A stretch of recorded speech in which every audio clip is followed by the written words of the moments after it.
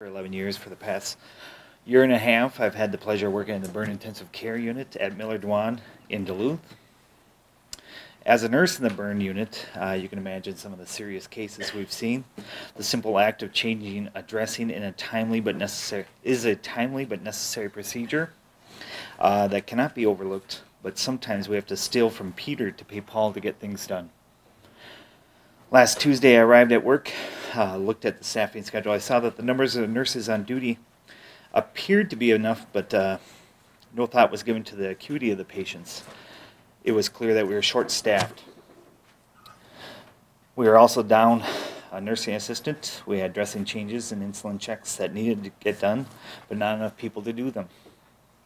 We requested a backup nurse from the rehab unit to come in, which robbed that unit of a body. Even with that extra person, routine procedures were missed. I feel personally responsible that I could not give the patients the best care that I should have. It's an awful, awful feeling. You have a patient that's 100% dependent on you for the care, and you cannot provide that care because you do not have enough hands. It's the worst feeling in the world. It's enough to bring a guy like me to tears. This is nothing new. We've been telling management that staffing is an issue. We filled out those unsafe staffing reports. In 2010, we thought we finally addressed the problem.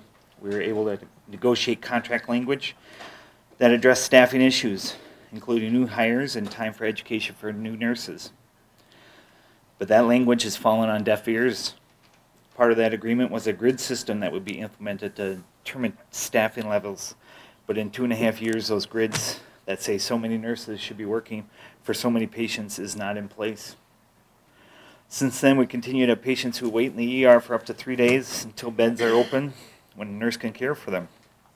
We continue to have situations where two nurses are taking care of 18 patients, and we continue to ask for more help, but we're told that there are no nurses available to come in. I floated to another unit last week, med-surg unit, where I learned that 2 nurses were in charge of 18 patients on the night shift, but nobody on the incoming day shift was even asked to come in early to relieve and help. If you've ever been burned yourself on a hot stove, maybe you can imagine the pain a burn victim goes through with a 2nd or 3rd degree burn. Once the skin grafting has taken place, the pain only continues. So imagine the effects of understaffing to a burn victim when there aren't enough nurses to properly administer their pain medication on time. Imagine each additional minute they wait wallowing in agony. It's another minute they needlessly suffer. This can't continue. If hospitals won't listen to nurses that we stretch too thin to properly change dressings, then perhaps they'll listen to you. Perhaps they'll honor the standards that national organizations have established to ensure that patients receive the proper care. The standards still allow local hospitals to make staffing decisions. The staffings are different for each unit in each hospital, in each situation, given patient census and patient acuity.